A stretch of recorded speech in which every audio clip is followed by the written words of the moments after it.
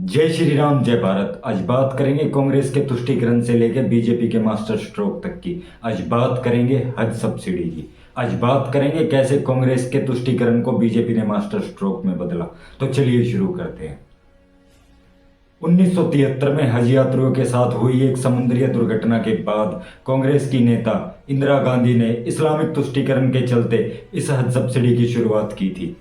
हज सब्सिडी के नाम पर देश का काफ़ी सारा पैसा इस पर लुटाया जाने लगा। वहीं इस हज सब्सिडी को लेकर इस्लाम के जानकारों का ये मानना था कि गैर इस्लामिक है और ये इस्लाम के खिलाफ है, इसे बंद करना चाहिए। इस बात को याद रखना, ये बात आपको बीजेपी के मास्टर स्ट्रोक में याद आएगी। वहीं हिंदू संगठनों का यह मानना था कि हज सब्सिडी के नाम पर यह हिंदुओं पर लगने वाला जबरन कर है। यही चीजें चलते चलते 1998 के अंदर बीजेपी की सरकार आई, यानी कि वाजपेयी जी की सरकार आई। वाजपेयी जी की सरकार के अंदर संसदीय सदस्य कमेटी ने सिफारिश की कि हज यात्रा में मिलने वाली सब्सिडी को खत्म किया जाना चाहिए, लेकिन बीजेपी सरकार ने इसको खत्म नहीं किया। वहीं चलते चलते आया 2012, जब BN शुक्ला और बीजेपी के पूर्व राज्यसभा सदस्य विपुल गोराध्या ने सुप्रीम कोर्ट में हज सब्सिडी को लेकर PIL फाइल की। 8 मई 2012 सुप्रीम कोर्ट ने हज यात्रा के संदर्भ में दी जाने वाली याचिका पर सुनवाई की और इस पर फैसला सुनाया। फैसला सुनाते हुए सुप्रीम कोर्ट ने भारतीय सरकार को आदेश दिया कि हज सब्सिडी को पूर्णतः रूप से खत्म करना चाहिए और इसकी एक समय सीमा रखी। वह समय सीमा थी 10 साल और इसे धीरे धीरे खत्म करने का आदेश दिया। सुप्रीम कोर्ट के आदेश के बाद 2013 में हज यात्रियों को दी जाने वाली हज सब्सिडी से 150 करोड़ रुपए की कटौती हुई।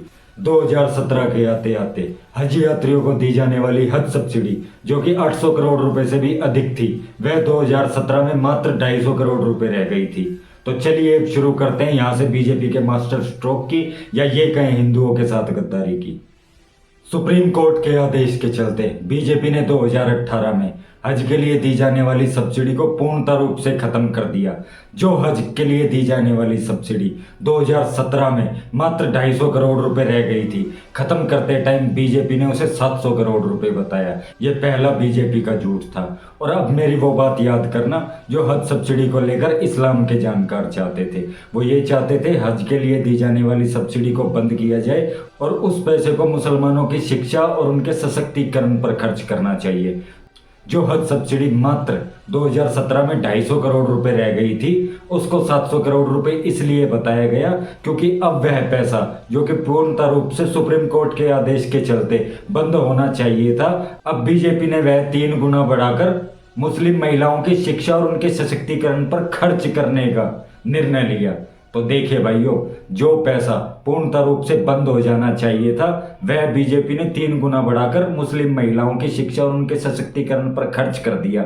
मुझे बीजेपी से इसमें क्या दिक्कत है? मुझे बीजेपी से ये दिक्कत है जब वो 700 करोड़ रुपए मुस्लिम महिलाओं को और उनकी शिक्षा और उनके सशक्तिकरण पर खर्च कर सकती है, तो भैया कुछ तो हमारी हिंदू बहनों का भी बनता है। वो 700 करोड़ नहीं, कम से कम हिंदू बहनों पर 350 करोड़ ही खर्च कर देते, हम तब भी ये सोच लेते कि ये हिंदुओं की सरकार है।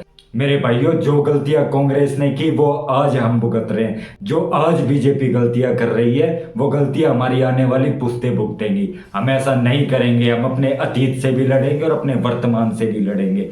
जो गलतियां हमारे पूर्वजों ने की कांग्रेस पे अंधा विश्वास कर हम वह बीजेपी पर बिल्कुल भी नहीं करेंगे। हम अपने अतीत से भी लड़ेंगे और वर्तमान से भी लड़ेंगे। जब भी सनातनी अपने बच्चों को एक बेहतर भविष्य दे पाएंगे। तो ये जंग मेरी नहीं है, ये जंग सभी सनातनियों की है। तो मेरे भाइयों, नेताओं पर कभी भी अंधा विश्वास नहीं करना और अपने धर्म और अपने हक के लिए हमेशा लड़ते रहना। जय भारत, वंदे मातरम और इंकलाब जिंदाबाद।